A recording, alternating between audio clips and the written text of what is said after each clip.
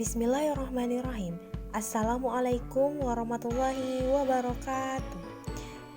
Good morning abang kakak. How are you today? I hope you are still healthy. Today, hari ini, Ustazah akan mengulang atau mereview materi yang telah diajarkan oleh Ustazah sebelumnya. Karena kita akan melaksanakan MIT atau PTS, jadi Ustazah akan mengulang kembali atau mengulas kembali materi yang akan diujiankan di MIT nanti. Nah, untuk materi yang pertama, abang kakak silahkan open your book page 5 and 6. Buka buku bahasa Inggrisnya halaman 5 dan 6 ya. Look at the picture. Lihat di bukunya. There is 16 pictures about school subject. Di sana ada 16 gambar tentang mata pelajaran di sekolah. Nah, tulisan yang ada di video ini adalah penjelasan tentang mata pelajaran yang ada di sekolah. Jadi, tema kita hari ini itu adalah tentang mata pelajaran di sekolah. School itu sekolah, subjek itu mata pelajaran. Jadi kalau diterjemahkan dibalik, mata pelajaran sekolah. Nah, seperti yang Ustazah bilang tadi, ada 16 mata pelajaran yang kita pelajari. Yang pertama, abang kakak bisa lihat di bukunya. Yang pertama itu adalah English. Sambil dilihat ya bukunya di halaman 5, gambar pertama itu adalah English. English itu mempelajari tentang vocabularies and grammar. Nah, vocabularies itu artinya kosakata abang kakak. Sedangkan grammar itu artinya struktur. Kemudian untuk mata pelajaran yang kedua, itu ada mata pelajaran mathematics. Mathematics itu matematika. Nah, sambil lihat gambarnya ya abang kakak. Nah, matematika itu mempelajari tentang numbers. Numbers itu angka. Nah, kemudian pelajaran yang ketiga itu ada science. Science itu ilmu pengetahuan alam. Ilmu pengetahuan alam itu mempelajari tentang organism. Organism itu artinya makhluk hidup. Nah, kemudian lihat gambar yang keempat. Gambar yang keempat itu mempelajari mata pelajaran tentang social studies. Social studies itu pembelajaran tentang ilmu pengetahuan sosial. Nah, tentang social relationship. Artinya itu adalah hubungan sosial. Nah, kemudian pelajaran yang kelima abang kakak itu ada music. Music itu mempelajari tentang menyanyi. Menyanyi bahasa Inggrisnya singing ya. Kemudian yang keenam, pelajaran yang keenam itu adalah physical education. Nah, physical education itu belajar tentang sport. Sport itu apa sih? Sport itu olahraga. Nah, sambil dilihat ya abang kakak bukunya.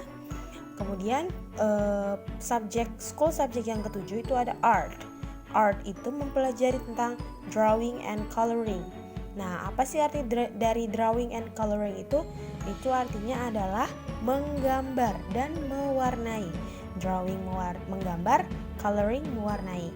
Kemudian untuk mata pelajaran yang ke-8, di gambar yang ada 6 orang itu ya, itu adalah religion.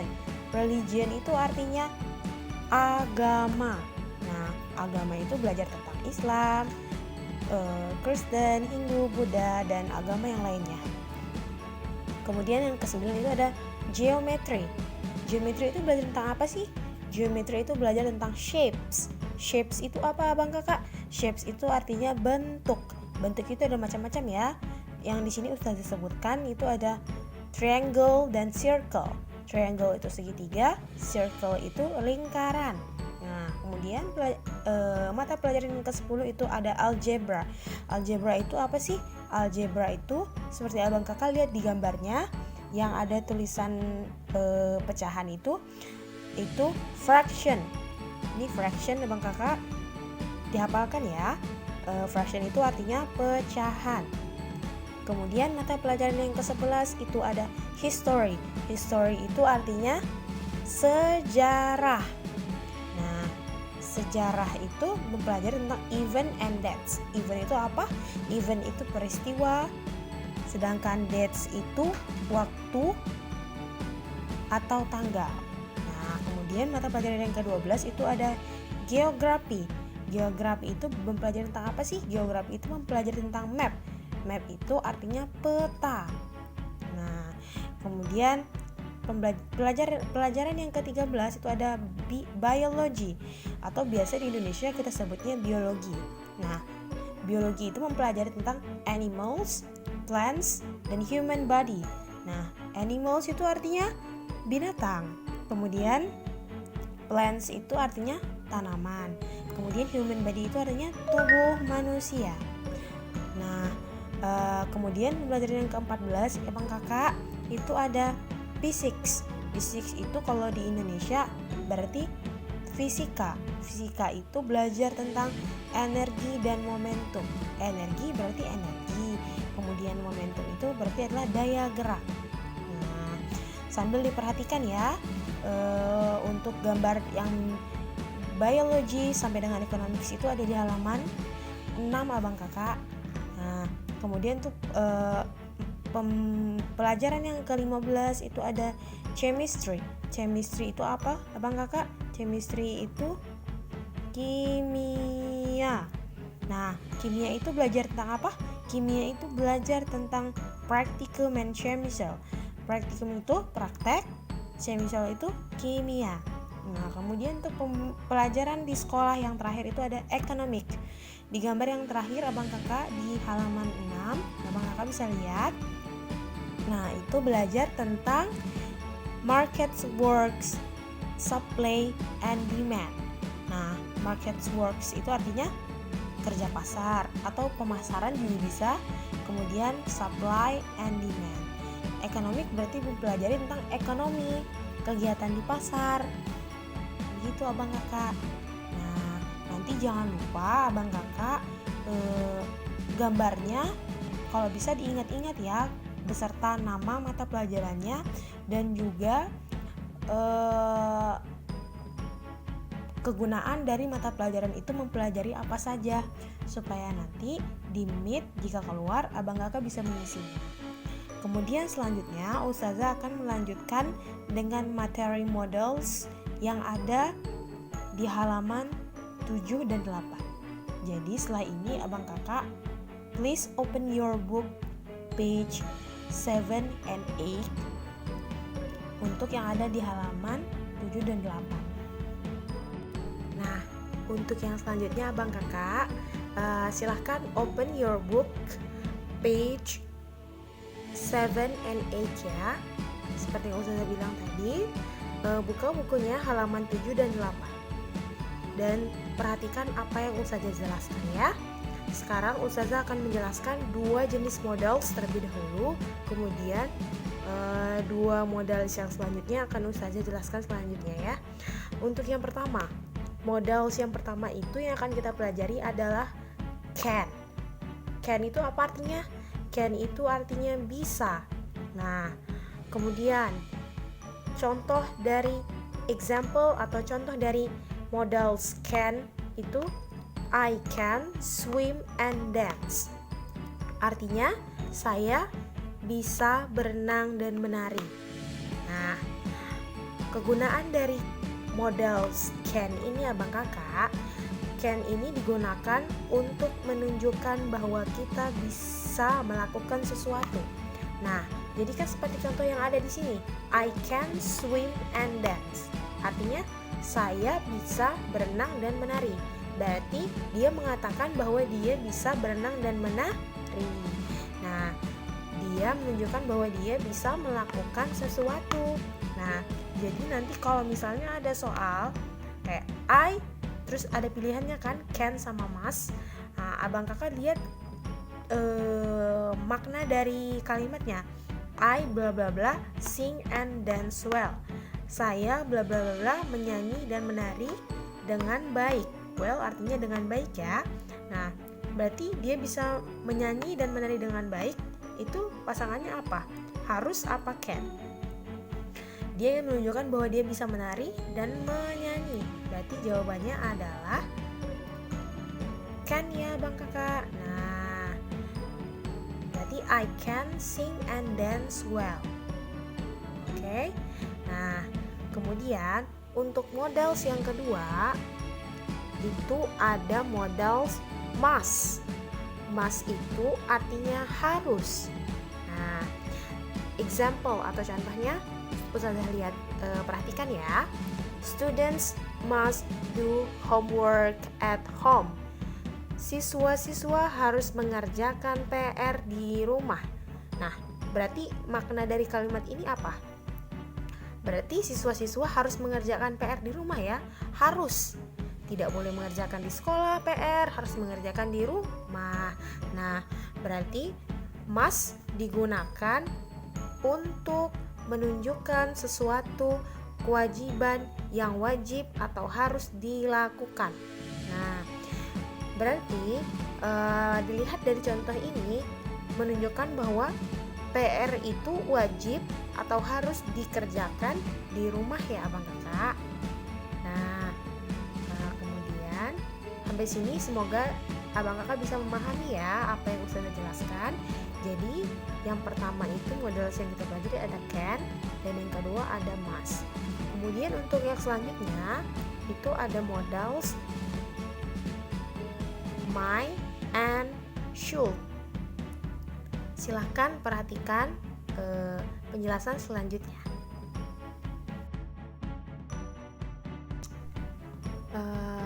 Baik Abang Kakak, Ustazah lanjutkan ya untuk modals yang ketiga.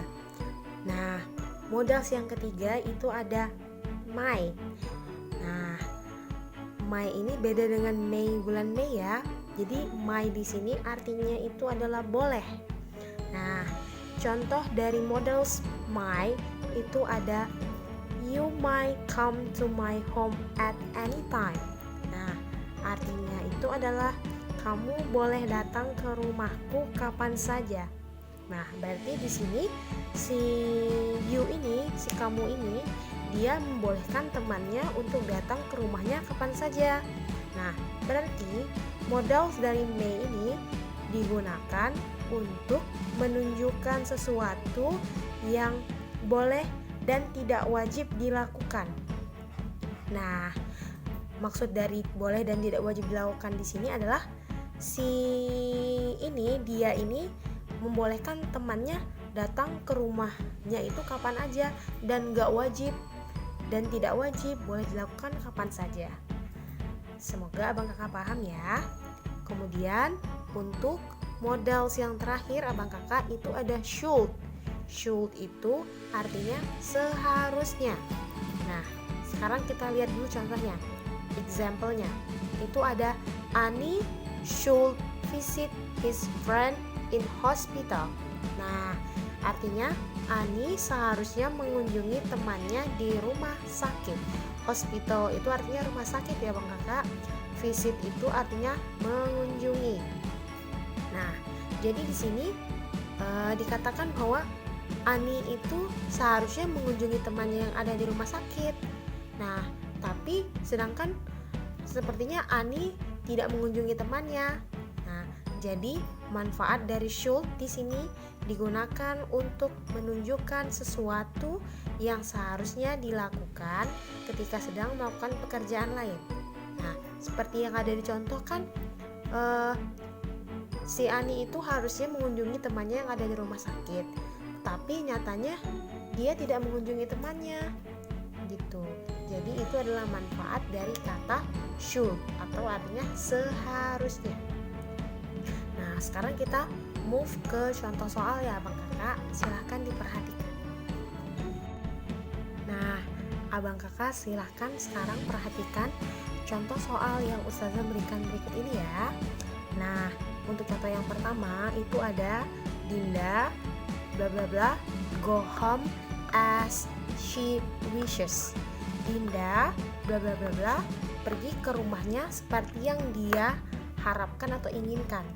Nah, berarti Dinda bebas pergi ke rumahnya seperti yang diinginkan, mau kapan aja. Berarti kalau misalnya bebas, berarti harus atau boleh? Yang jawaban yang benar itu ada, harusnya itu may ya abang kakak. May itu artinya kan boleh, berarti dia bebas, tidak wajib. Bebas kapan saja bisa pergi ke rumahnya seperti yang dia inginkan. Nah, untuk contoh soal yang terakhir itu ada students bla bla bla prioritize study dan play. Siswa-siswa bla bla bla memprioritaskan belajar daripada bermain. Nah, pada realitanya anak-anak sekarang abang kakak pasti lebih suka main kan daripada belajar. Nah, karena di sini menunjukkan bahwa belajar itu lebih penting daripada bermain, berarti siswa-siswa seharusnya memprioritaskan atau mengutamakan belajar daripada bermain. Nah, yang memiliki makna seharusnya yaitu should, berarti abang kakak tinggal pilih should. Gitu abang kakak. Jadi sebelum ustazah tutup, ustazah mau mereview dulu materinya yang tadi sudah ustazah jelaskan. Nah, yang pertama itu ada tentang 16 school subject, ada 16 mata pelajaran sekolah. Jangan lupa abang kakak perhatikan gambarnya dan juga hafalkan nama-namanya beserta manfaatnya yang tadi sudah ustazah jelaskan ya. Karena di menit itu akan keluar, insya Allah akan keluar. Nah, kemudian untuk yang modal tadi yang sudah ustazah jelaskan itu ada 4. Yang pertama ada can, yang kedua ada must, yang ketiga ada might, yang keempat ada should. Nah, abang kakak hafalkan artinya itu apa, kemudian contoh-contoh kalimatnya seperti yang ustazah jelaskan tadi, dan juga pemilihan seperti ini, seperti contoh yang ustazah lihatkan di sini. Abang kakak juga pelajari ya. Jangan lupa untuk belajar untuk meet nanti ustazah insya Allah akan memberikan kisi-kisinya. Wish you guys good luck and get the best score. Semoga abang kakak mendapatkan nilai yang terbaik ya. Sekian dari ustazah, semoga ilmunya bermanfaat. Wabillahi taufiq wal hidayah. Wassalamualaikum warahmatullahi wabarakatuh. See you next time.